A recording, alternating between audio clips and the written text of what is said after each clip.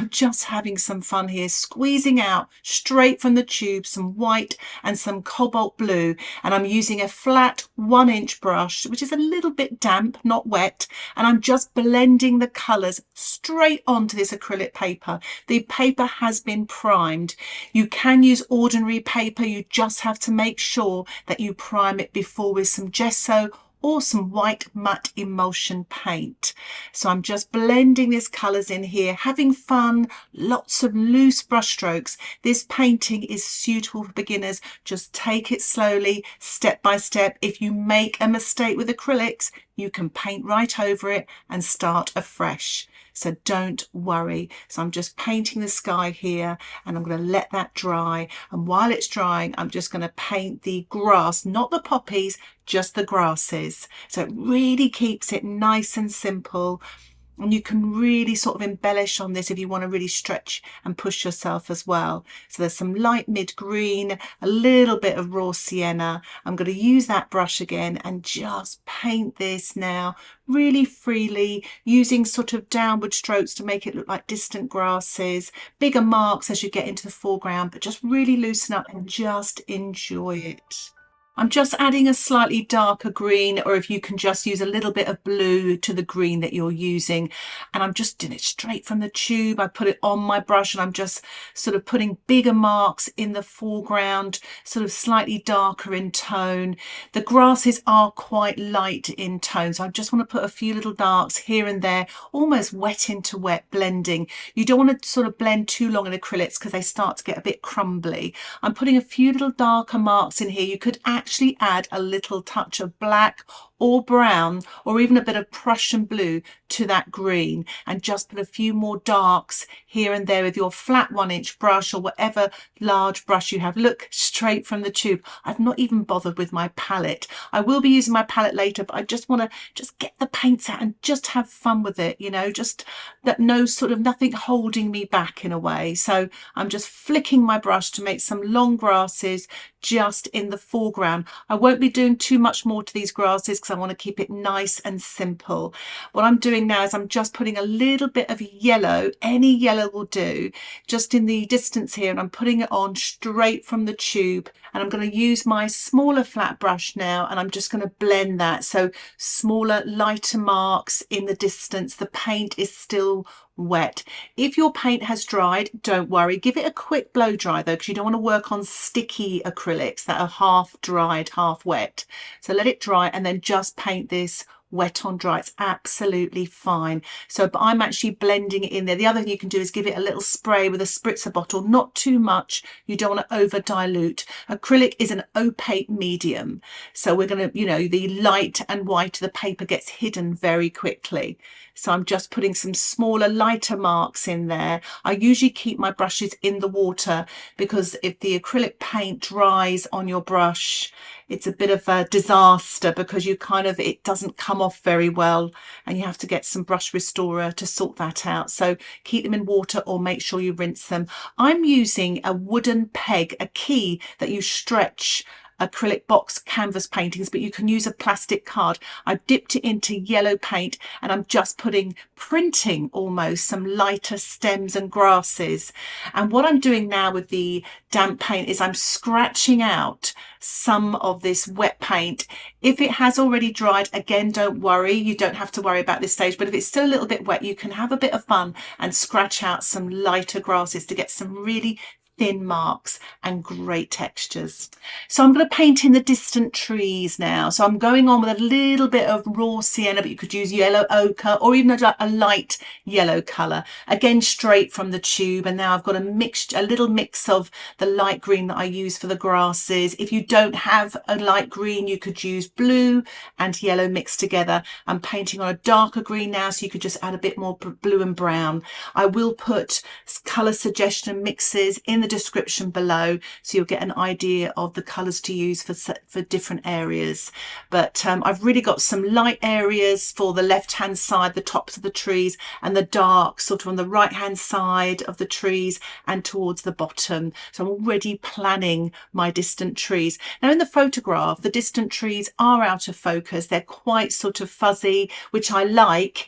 I'm giving them a little bit more attention, not that much. I don't want to put too much detail in there that they'll come forward. I want to create some depth in my painting, but I'm just going on now, freely sort of mixing these colours on my paper with my flat brush and just having a fun and sort of making circular marks as well to give texture and detail. You can see there I really put some lovely yummy darks at the bottom of those trees. You can use black and Prussian blue just to really sort of make a very dark contrast between the bottom of the trees and the top of the grasses, where I'll also have the cornflowers as well. So there's a lovely light and dark contrast there. So I'm really just sort of playing with the edges of the grasses there as well. So I've really got that beautiful light and dark contrast. I'm actually using a little sponge here just to create some textures as well with the tree. So I'm just sort of, you know, using the tip of the sponge as well to get some of the top of the foliage of the trees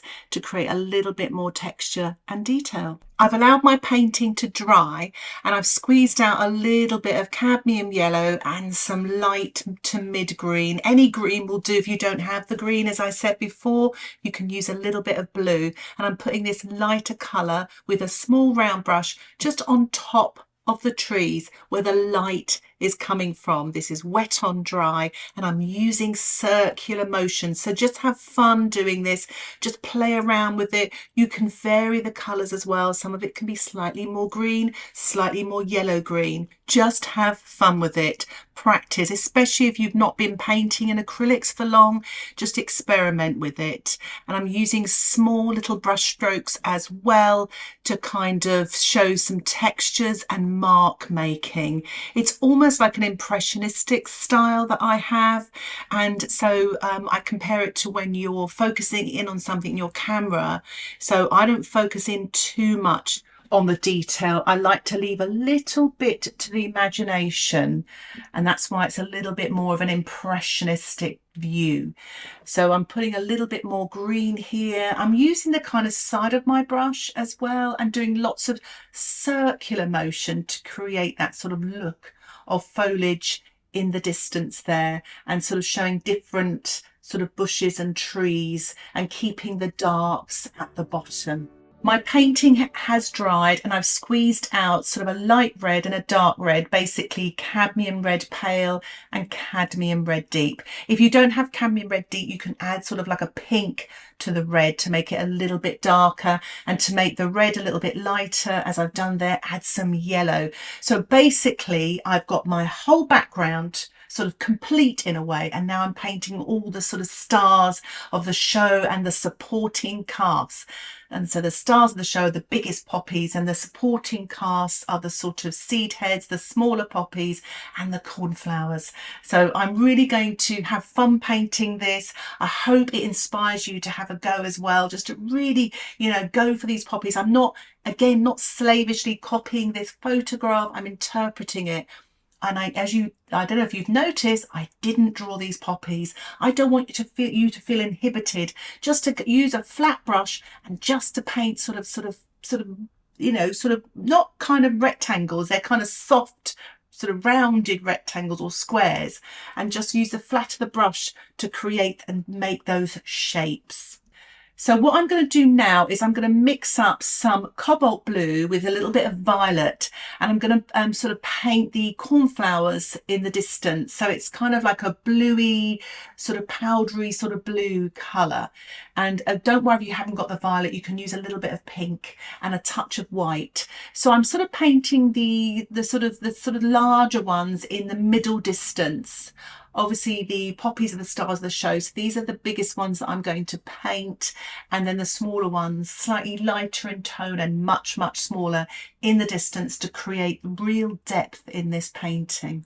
So you saw I really used just the sort of tip of my brush to make marks there for the cornflowers, and use more white to that sort of powdery blue colour for the distant cornflowers. What I'm doing now is I've got barely any white paint on my brush, and I'm just scumbling some white paint onto the clouds in the sky just to create a little bit of detail and light there.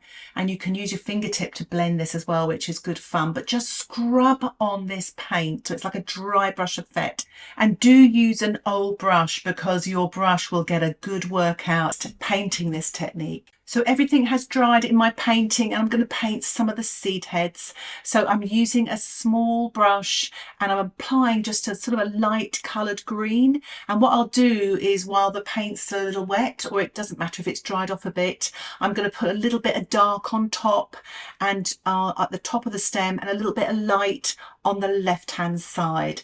And I'm just going to do lots of these little stems. There's, you know, as you look in the pictures, it's quite busy. They're the kind of supporting cast, maybe even the extras, some of them. So have fun with it. As you can see here, it's quite a loose technique. Don't worry about the stems because we're going to use a plastic card for those later. So just enjoy. I'm just painting a little bit more stronger tones of red onto the poppies, just here and there, just to give a little bit more depth in colour. And I'll also add a little bit of a lighter tonal value as well, using the yellow. There's a lot of orangey yellows in these poppies. I'm still keeping it really nice and simple. I'm not putting in too much detail, just creating an impression really. I thought I'd build up a little bit more tonal value with the cornflowers as well. So I'm just using a little bit of the cobalt blue. It's a lovely colour actually, cobalt blue, but if you don't have it, you can use ultramarine and add a little bit of white. It's slightly lighter in colour. So I'm just putting a little bit of darks here and there, and then coming on with a little bit of white mixed in there as well, just to put a little bit of lights in there, just to really mix it up.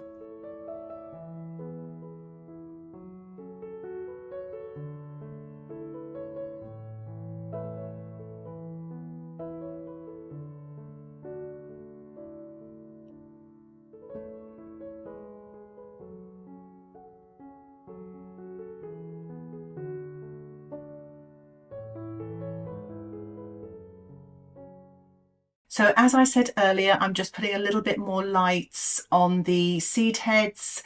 I'm using white with the green that I use for the trees mixed up, and just adding a little bit more yellow there, a little bit of white. I really want to make these come forward away from that background, those background trees. Otherwise they look like they were in the distance, whereas they're quite sort of middle distance and in the foreground, and that light will help as well. So I'm really sort of using the yellow, really being quite bold with my lights here.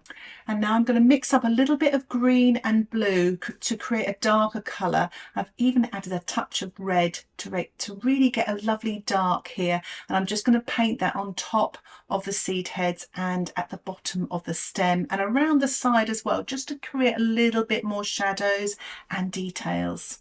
This is a really fun technique. I'm actually going to spatter the cornflowers in the distance. Now, if you're worried about the trees, cover them with a bit of paper towel. I never worry about things like that. You can always wipe it off. But I've watered down this sort of powdery blue. That's the cobalt blue with white. And I'm just spattering the top with a small round brush, and it kind of gives it a little bit of sparkle there. And I'm actually now spattering some of the poppy colours as well, so they look like small poppies here and there in the middle distance and a little bit in the distance as well. It really does start to bring your painting to life in quite a nice sort of easy way of just spattering. Now, if you're not comfortable with spattering, you can always do little dots with the tip of your brush as well. I'm now putting a few little darks here and there on the poppies, and also at the bottom of the poppy as well. It really kind of gives that little bit of extra sort of detail that makes them look like poppies. I'm getting towards the end of my painting now, so I really want to get my lights and details in. So I'm putting a little bit of yellowy sort of colour on the poppies just to give a little bit of extra light, like the lights coming through, making them look more orangey in colour. I'm just using a little bit of that cadmium yellow there. I thought the foreground looked a little bit empty, so I'm just giving it a little spatter with the cornflower colour. Just not so much for cornflowers, just to give it that little bit of colour harmony.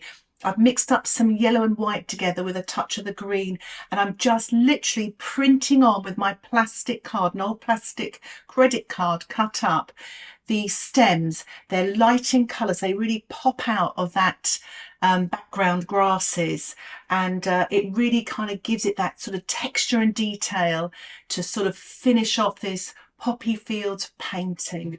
So for those of you that don't like spattering or find it tricky, especially with acrylics, I just thought I'd show you quickly just some stippling with the tip of my brush with that cornflower colour, the cobalt blue with some white, maybe a touch of violet or pink. And I'm just sort of putting these highlights here and there on that sort of tree line, just to really sort of bring it to life. And it balances really well with those beautiful sort of red, orangey poppies as well.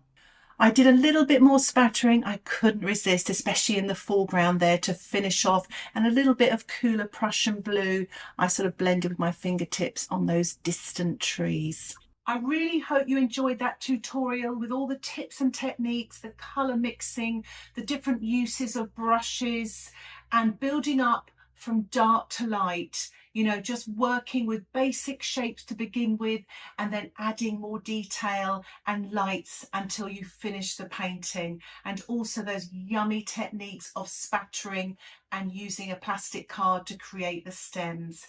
Here is the finished painting here, and I'm quite pleased with it actually. And you know, I really love these sort of lovely powdery blue cornflowers against those vibrant red poppies, with these dark sort of trees in the distance with sort of shadows and cool tones there, keeping the details down to the minimum with a simplistic sky and just lots of texture. And you saw how I really simplified this foreground. So I really hope this tutorial will inspire you to have a go at painting something like this poppy fields, and that you'll feel able to do so and more confident from watching this tutorial. If you have any comments or questions about this tutorial, please put them in the comment section below.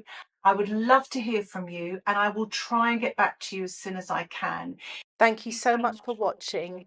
Happy painting. Bye for now.